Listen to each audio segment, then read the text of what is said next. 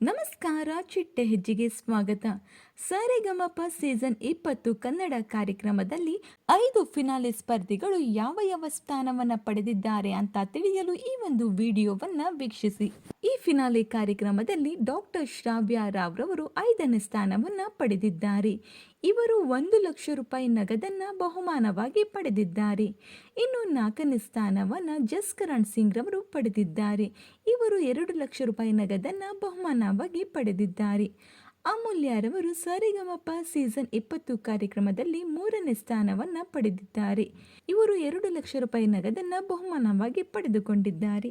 ಇನ್ನು ಸರಿಗಮಪ ಸೀಸನ್ 20 ಕಾರ್ಯಕ್ರಮದ ವಿನ್ನರ್ ಯಾರು ಅಂತ ನೋಡೋದಾದರೆ ದರ್ಶನ್ ನಾರಾಯಣ್ ರವರು ಈ ಕಾರ್ಯಕ್ರಮದ ವಿನ್ನರ್ ಆಗಿ ಹೊರಹೊಮ್ಮಿದ್ದಾರೆ.